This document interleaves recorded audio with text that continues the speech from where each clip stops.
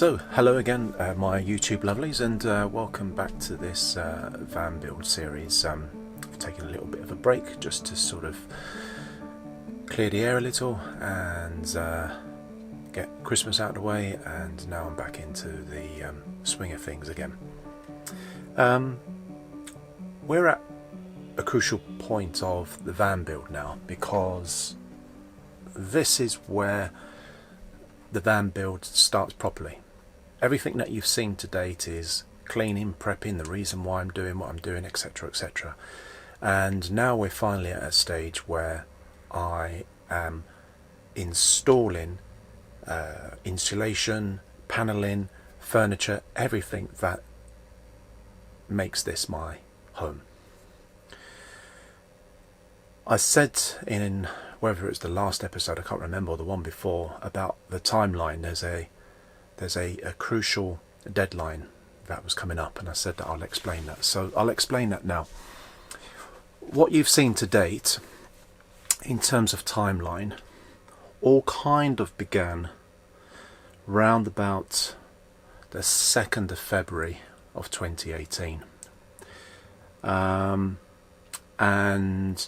that first tour of the van that you see and everything is all done in February 2018, bearing in mind that I bought the van December of 2017. The stripping out of the ply was towards the end of February.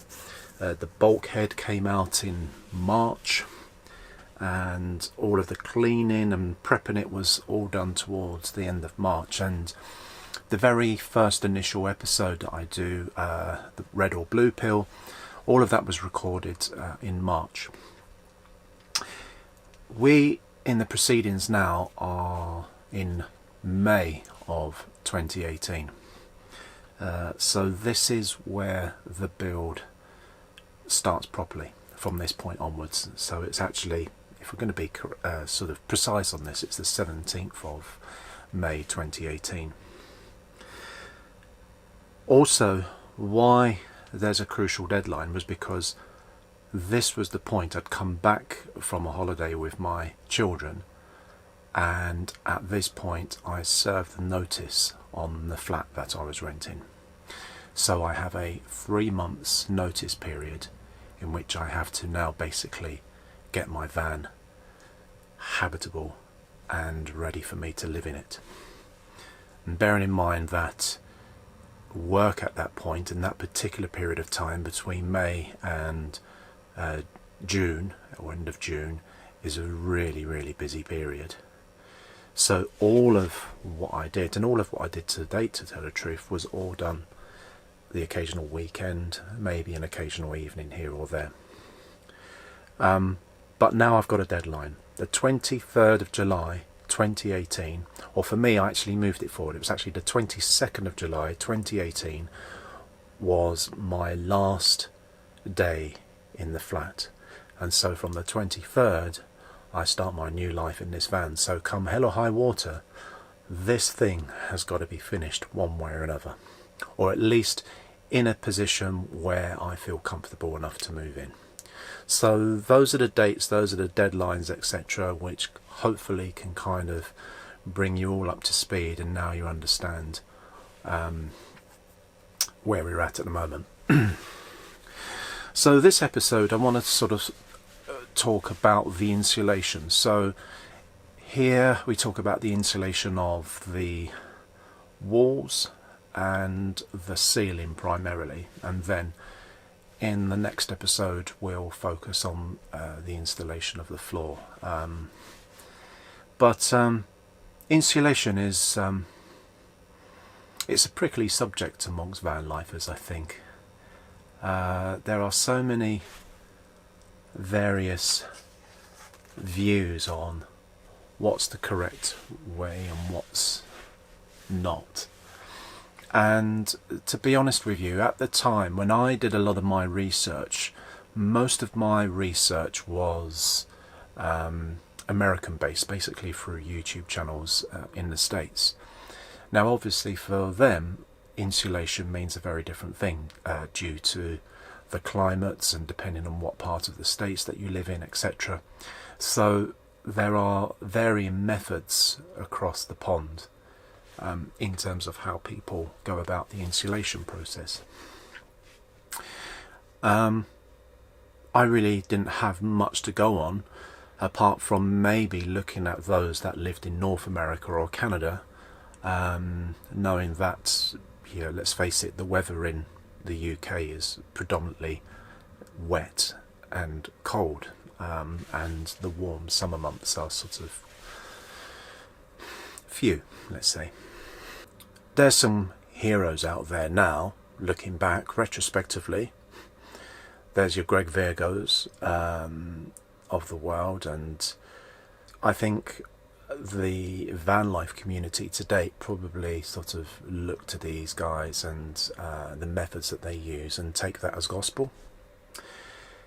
But only recently I've come across this guy's channel whose method of insulation blows out of the water everything that I've done to date and what everybody else may have done. So that's why I say it's a bit of a prickly subject, because I really don't know whether there's a right or a wrong way. All I can say from my own point of view, and I will obviously show you through this episode what I have done, and in as much detail as possible as to what I have done, all I can say that 18 months later, what I have done works. I don't suffer from any condensation inside the main living area of the van. There are probably two areas I've noticed, one in the corner of the bedroom and one near the kitchen, where there may have been some water egress, but I really don't know whether that's stuff from outside, whether that's stuff that's come from the metal body, or whether that's just purely a build-up of water from my breath. But all I can say is that, you know, I think, touch wood, so far everything that I've done is okay. Now, God forbid if I was ever to strip this van back. I'd like to do that one day. If I ever got another van, I'd love to strip this one back to the bare metal again. That it could be absolutely awful behind these walls here and up above the ceiling. It could be damp and mouldy, and or, I don't know. But there's no sign of that coming into the space at all. So as far as I know, everything that I've done is okay. I'll put a link to Greg Virgo's insulation video, because that was kind of the way I went. Now his video, I didn't see his video when I was doing mine, so I wasn't actually aware of his process until much later on. And probably, I don't know whether I'd have changed it or not, I don't know. I maybe would have just carried on with what I was doing, to be honest with you. And more recently, there's Mel's Van World, an amazing channel, and his view on the vapour barrier, etc., and the way of insulating is very, very different. So, yeah, it's horses for courses, isn't it, really? And I got that saying right this time. And you know, it's up to you. You decide what works best for you. So for me, the start of the process was how to deaden, or do I deaden, the sound of the panels. So a lot of people put this special sort of acoustic rubber matting or in these squares across all of the panel sections of the van and the roof, just to sort of deaden the sound. I looked at that stuff and it looked quite pricey for what it was, and I was thinking, well, really, is that going to be an issue? Because by the time I've insulated it and put the wood in, etc., etc., would it really be that much of a problem?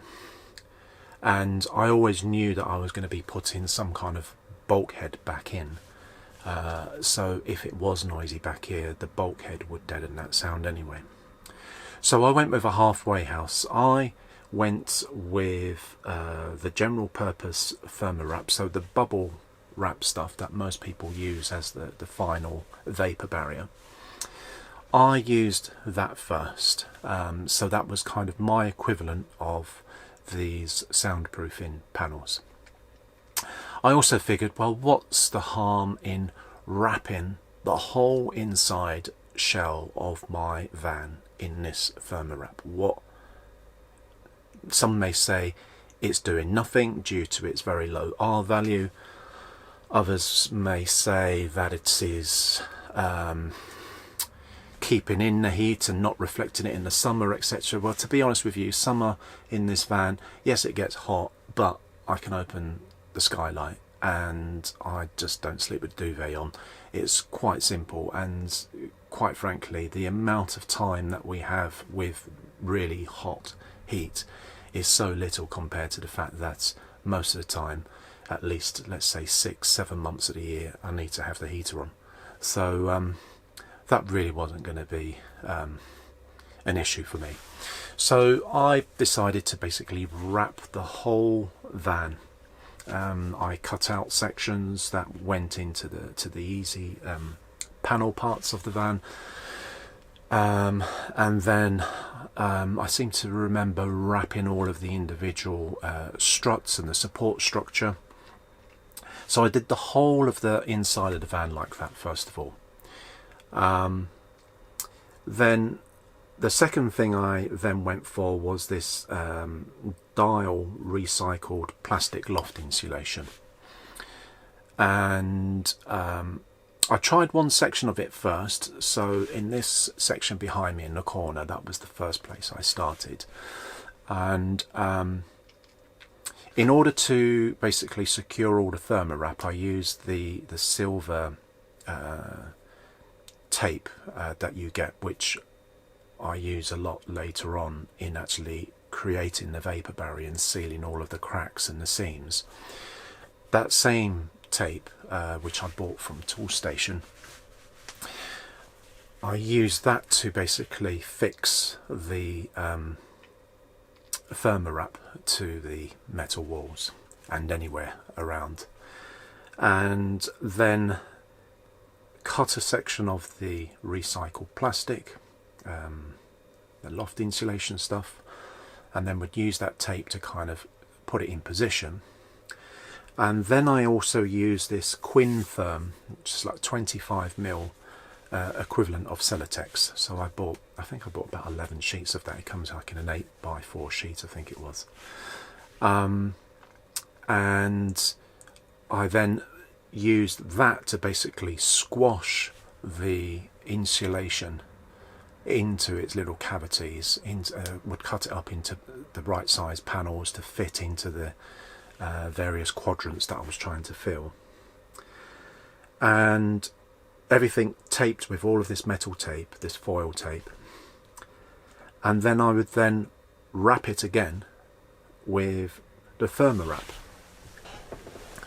So that's the walls. So basically you have thermowrap, the loft insulation, the 25mm Quin Therm Celotex or Celotex equivalent, and then you've got the thermowrap again.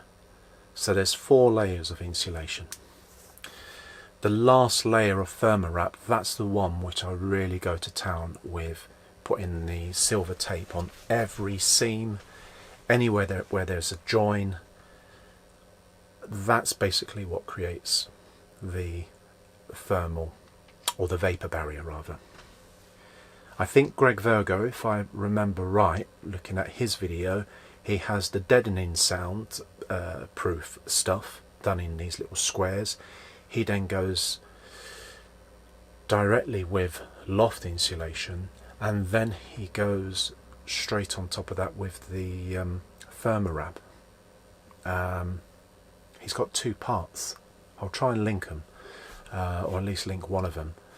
I can't remember whether he used the Celotex or not. I think he used Celotex in the ceiling, but I'm sure he did the walls. It was just the loft insulation, and then it went straight on with thermowrap.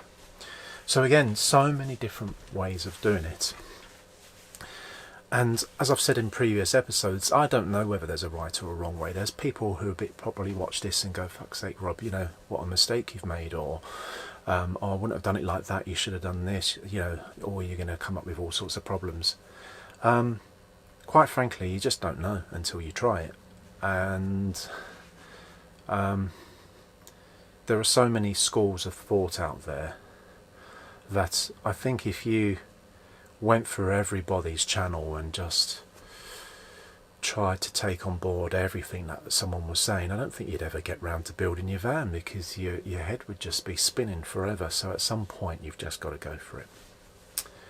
All I can say is that this process took me, it was probably about a week, maybe a couple of weeks worth, doing just the walls. There are places where I think actually at some point I had to cheat slightly, because the loft insulation, the first time I used it on this panel behind me, I used it in its absolute thickness and it was a bit of a struggle, but then I realised I could actually split the loft insulation into sort of like down the middle, so it became a bit like two slices of bread sort of thing. So I was able to thin it out a little bit so it lasted longer. I was able to cover more of the van, and it meant that the 25mm Celotex was actually being able to fit into the cavities better. Down below where there's lots and lots of holes, I didn't cut much 25mm Celotex for that, so it's predominantly all just loft insulation stuffed into all of the cavities, and then it's got the Thermarap. I thought to myself that anything that was quite low down wasn't really going to be an issue. Really, my main concern was to make sure that this wall, which is a large wall, was as insulated as I could possibly get it. Now with the ceiling it's a slightly different matter. I did the same thing. I wrapped the ceiling completely in the Thermarap, but due to the thickness and knowing that everything that I did on this insulation point of view, I was losing height somewhere or another. I needed to try and keep the ceiling as thin as possible, so I had up to this sort of built-in structure of the ribs. The Thermarap work goes in first, and then I was able to make just enough room for the 25mm Celotex to go in. I couldn't do the loft insulation, so the ceiling is Thermarap, Celotex, and then it's the Thermarap again, and that pretty much kept us level to the underside of the ribs, so I wasn't losing any height from there. The above the cab, because that's sort of quite a biggish area, I did go with wrapping it in Thermarap, then loft insulation, then the Quinfirm, and then the Thermarap again. So that one had the same treatment as the walls. It was just the ceiling, it's just got the Celotex in, mainly due to the thickness, and I didn't want to lose too much height. So that's the insulation in a nutshell. Now I may have gone overboard with it, I don't know.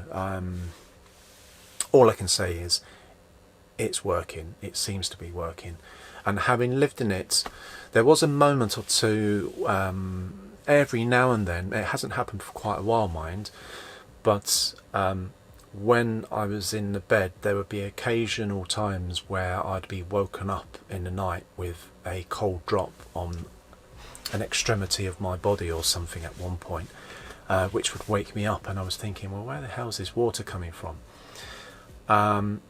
That I can only put down to that it literally was the condensation from my breath, that it was just building. And once I'd finished the ceiling, which I'll do in another episode, but again, every now and then there was a particular area where it would drop through, but I think it is just due to the breath overnight and obviously the cold temperature, and then that particular moisture just seems to pool up in a particular area and then just drops on a particular area of my body, which I won't mention. No, it's nowhere near, but it is sort of, I think that's what that is, and it's not any sort of build up of anything else from anywhere else, if that makes sense. So I hope you've enjoyed this video. I hope that's explained a few things, or maybe that's just put the cat amongst the pigeons for a load of you and now you're really super confused.